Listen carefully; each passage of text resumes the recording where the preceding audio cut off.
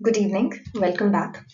Uh, Welcome to the pharmacy lectures. Now, we will continue the legislation and homeopathy lecture. Now, sorry for being late, but there was huge information pertaining to this slide, pertaining to this lecture. That is why it took a little bit time. Okay, so let's get back to the topic.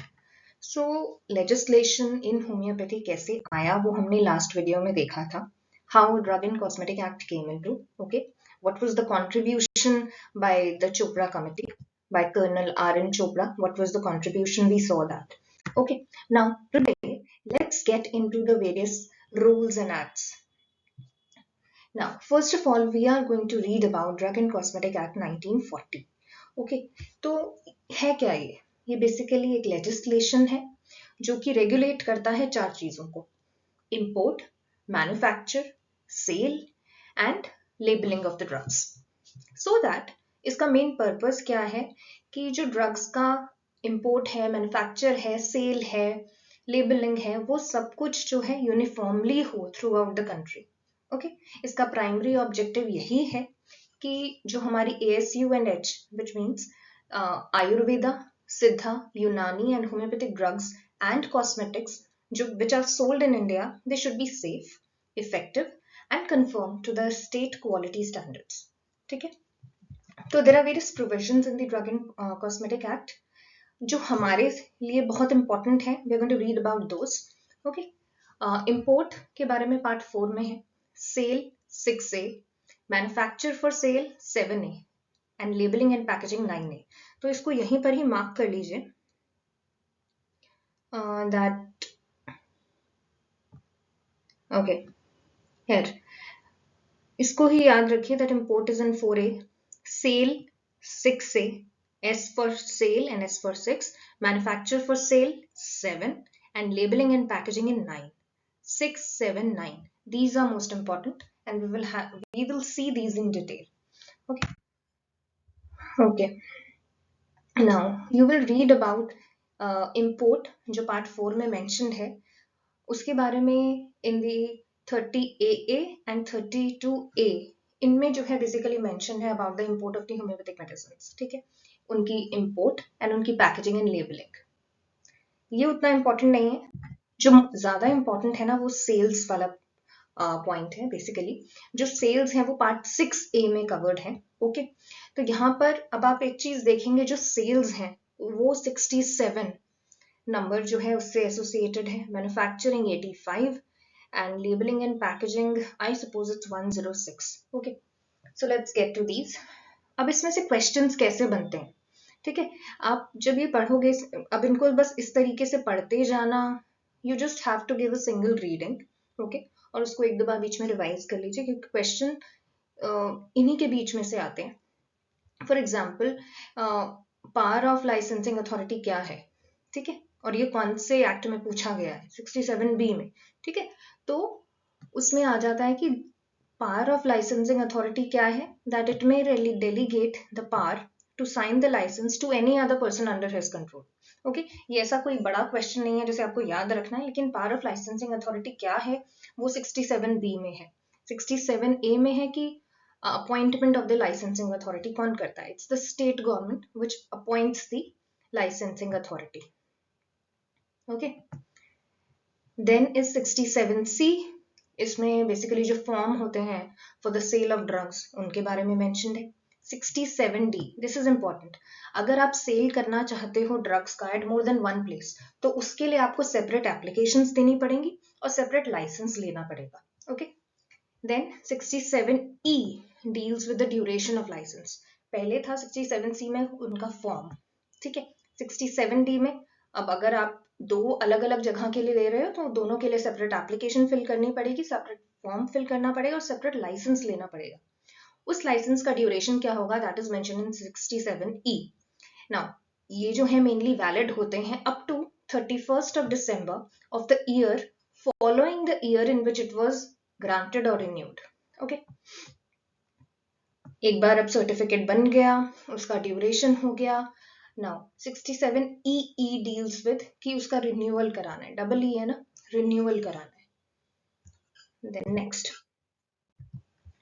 67G it deals with कि और क्या additional information जो है कि applicant को mention करनी है to the licensing authority.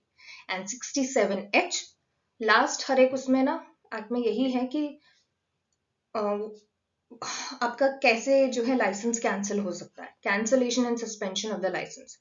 अगर जो लाइसेंसी है वो फेल हो जाता है to comply with any of the conditions of the licence और with the provisions of the acts of the rules, then the license will be cancelled. Okay, then we move on to the manufacture for sale and distribution of homeopathic drugs. ये part 7A में है और इसके अंदर जो provisions various आते हैं उनके बारे में we'll read. Okay, 85A जो है वो डील करता है with manufacturing at more than one premises. ठीक है, अगेन वही है कि अगर दो अलग अलग प्रेमिसेस पे आपको मैन्युफैक्चर करना है तो सेपरेट एप्लीकेशन देनी पड़ेगी, separate license should be obtained. Okay, 85B deals with application for the license to manufacture homeopathic medicines be made to the licensing authority. आपको कहाँ एप्लीकेशन देनी है मैन्युफैक्चरिंग यूनिट्स के लिए? To the licensing authority. ये था license for manufacture of homeopathic medicines. Okay, only homeopathic medicines. वो homeopathic medicines जो कि already जो है proved हैं और उनके ऊपर बहुत ज्यादा प्रूविंग हो चुकी है. ठीक है, अब आप उनको मैन्युफैक्चर करने की कोशिश कर रहे हो. 85C जो है इसमें आता है application to manufacture new homeopathic medicine. Okay, new homeopathic medicine का मतलब ये नहीं है कि उन पे प्रूविंग कुछ भी हुई नहीं है, लेकिन जितनी थोड़ी बहुत भी हुई है ना, जो मिनिमम प्रूविंग्स हुई हैं, they should be mentioned. Okay, now these should be approved by the licensing authority and जो लाइसेंसी है he should produce such documentary evidence for assessing the therapeutic effect of the medicine, including the minimum provings which are carried out with it. Okay. Then is 85E. It deals with conditions. What are the conditions for the renewal of the license? 85EA.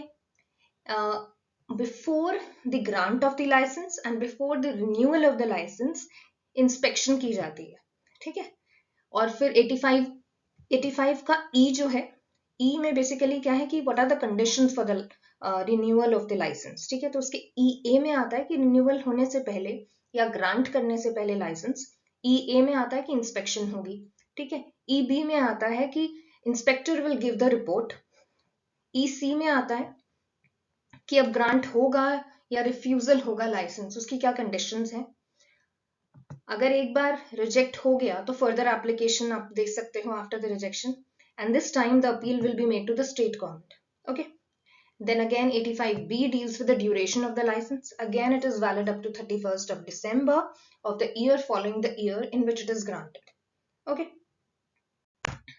now then 85G, certificate of renewal of a license.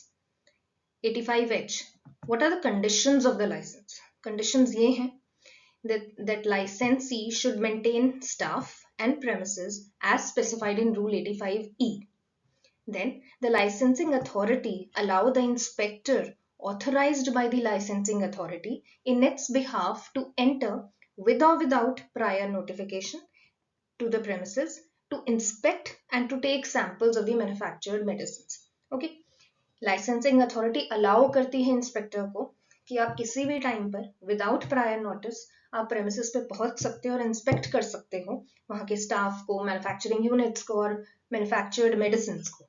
Okay, then they need to maintain a record book so that एक record book आपको बना के रखनी होगी so that जब inspector आएगा तो वो अपने रिकॉर्ड कर पाएगा अपने इंप्रेशंस वहां पर, what impressions he received and what defects he noticed. ठीक है, तो ये एक क्वेश्चन आ चुका है. I don't remember it was in UPPSC or in APPSC. That inspection book is maintained in which form? It is maintained in form 35. Okay, then 85HH double H है तो समझ जाइए कि क्या additional information furnish की जाएगी by the applicant for the license to the licensee. ठीक है, additional information. 85H 85I again deals with the cancellation and suspension of the license. वही है, if he fails to comply with any of the conditions of the license, then it can be suspended, it can be cancelled. Then is about labeling and packaging of homeopathic medicines. ठीक है, इसमें दो आते हैं 106A and 106B. These are very important. 106A में तो किस तरीके से लेबलिंग की जाती है उसके बारे में मेंशन है, और 106B में एक स्पेशल क्वेश्चन जो है वो बेसिकली मेंशन है, prohibition of quantity and percentage. कोई भी होम्योपैथिक मेडिसिन जिसमें मोर देन 12% ऑफ अल्कोहल है, that shall be packed and sold in packing or bottles of more than 30 ml। ठीक है, कोई भी मेडिसिन जिसके अंदर more than 12% of alcohol है, that shall be packed and sold in packing or bottles of more than 30 ml। ठीक है, कोई भी होम्योपैथिक मेडिसिन जिसके अंदर more than 12% of alcohol है ना, उसको आप 30 ml की बॉटल, 30 ml से ज्यादा की बॉटल में आप उसको पैक नहीं कर सकते, बेच नहीं सकते।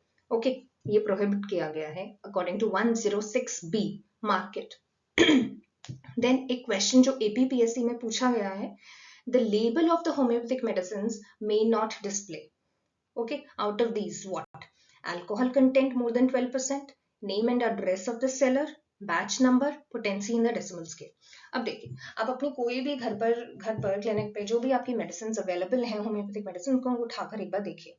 ठीक है, अब उनमें क्या होता है कि कुछ चीज जो है वो तो मैंडेटरी है, वो तो मेंशन होनी ही होनी है, लेकिन कुछ चीजें ऐसी हैं जो कि नहीं भी होंगी तो भी चलेगा। दैट इज वाई यहाँ पे मेंशन है कि मे नॉट डिस्प्ले। ठीक है, तो इसका आंसर जो है वो बेसिकली है batch number.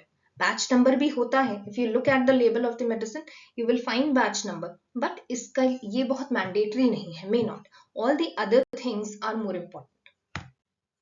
Okay, so the following particulars shall be either printed or written in the indelible ink। तो इसके लिए अपने होम्योपैथिक मेडिसिन की कोई भी बॉटल जो है अपने पास लेकर बैठिए, just look at it. I also just get it.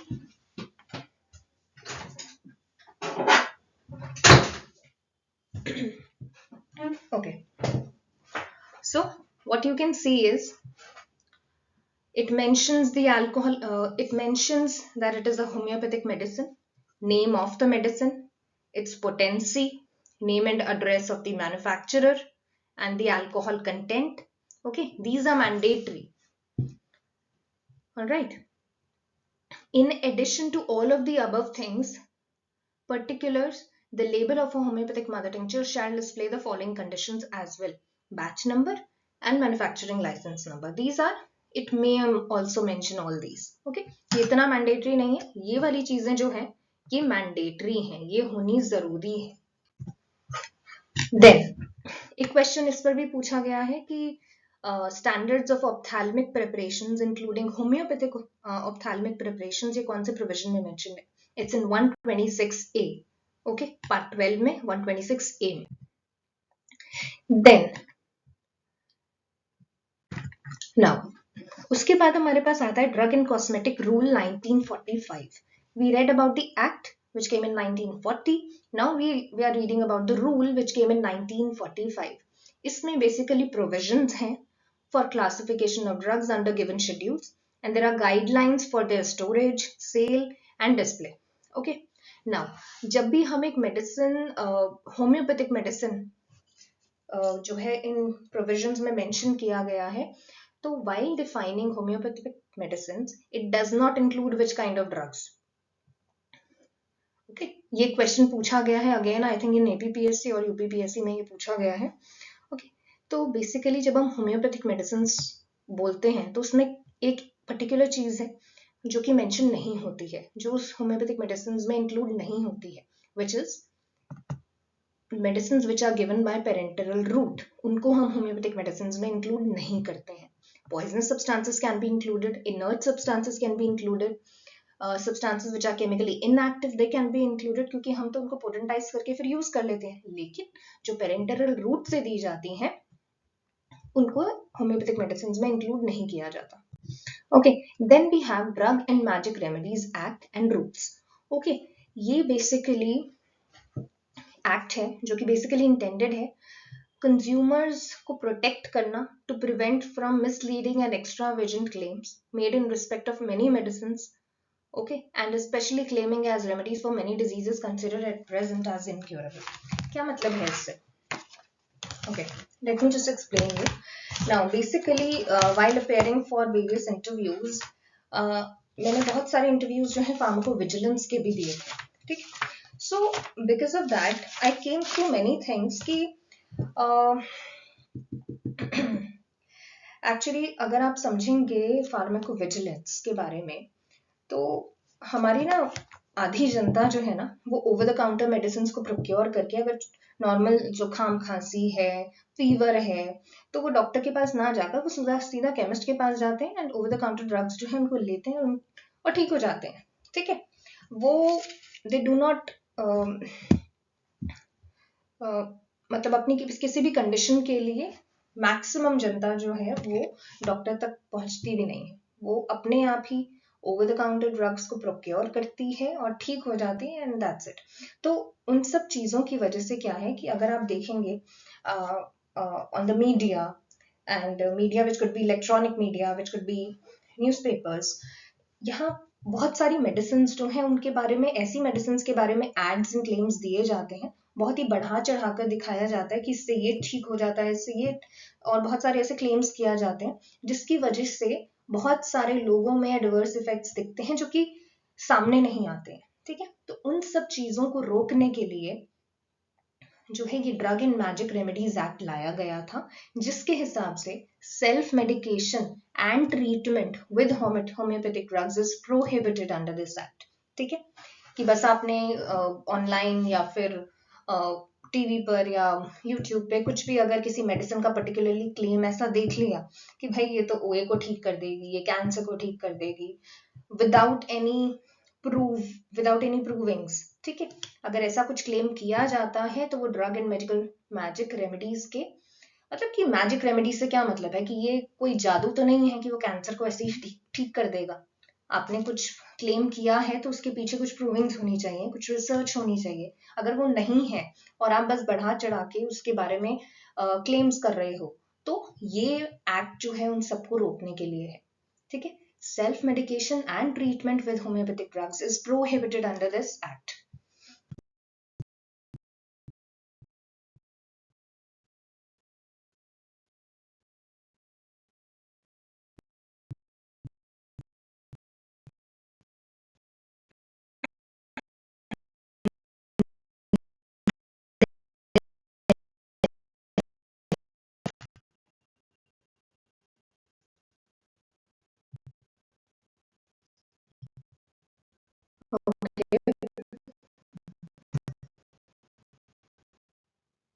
Okay, then we have the dangerous drug act 1930। ये बेसिकली अब इसके ऊपर भी एक क्वेश्चन आया हुआ, ये डील करता है, this regulates the preparation of what of all of these, इनमें से कौन सी चीजों को वो बेसिकली रेगुलेट करता है? Addiction forming drugs, poisons, banned drugs and cancerous drugs, ये बेसिकली डील करता है with the addiction forming drugs. Now ये लेजिस्लेशन जो है ये रिलेट करता है to the medicines which contain opium, morphine, pethidine etcetera which are consumed, which are considered addiction forming, dependence producing drugs and regulates their manufacture, sale and possession। ऐसी सभी drugs जिनमें कुछ ऐसा एलिमेंट है जो कि एडिक्शन फॉर्मिंग है, dependence producing है, तो उन सबको रेगुलेट कौन करता है? ये वाला एक्ट करता है, डेंजरस ड्रग एक्ट। डेंजरस से मतलब है, डेंजरस से ये नहीं है जो कि लाइफ ले लेगा, नो, लाइफ थ्रेटनिंग इसका मतलब नहीं है, बिकॉज हम नॉर्मली यही करते हैं कि अच्छा डेंजरस है तो पॉइजन्स को मार्क कर दो, no, it basically deals with the addiction forming drugs, poisons, ठीक है। ऐसी सभी ड्रग्स जिनमें पॉइजन्स होते हैं, जो कि पॉइजनस होती हैं, अगर हम उन्हें क्रूड फॉर्म में यूज करते हैं तो उन सबसे ये एक्ट डील करता है। नाउ इसके ऊपर भी एक क्वेश्चन आ चुका है, possession of which homeopathic drug is regulated under this act? As you know, Rustox। Then we have, अब ये भी एक क्वेश्चन जो है, in one of the interview it was asked to me about the good manufacturing practices, ठीक है। ये basically ये सेट ऑफ एथिकल प्रैक्टिसेस हैं जो कि should be followed during manufacturing and handling of homeopathic medicines।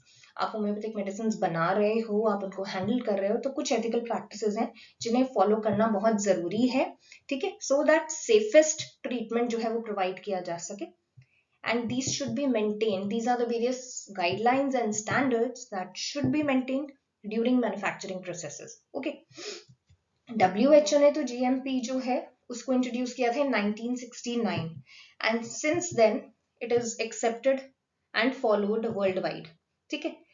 But India में since 2006 GMP guidelines have been imposed on all homeopathic manufacturers by the government of India. ठीक है. जो WHO ने किया था इंट्रोड्यूस 1969 में किया था. इंडिया में गवर्नमेंट ऑफ इंडिया ने इसको अप्लाई इम्पोज करना शुरू किया इन 2006 and this came into effect from November 2008. Okay. Now अब जो मेन क्वेश्चन पूछा गया था वो इस पर था. The GMP of homeopathic drugs are described in schedule M1 rule 85E. Schedule M1 rule 85E.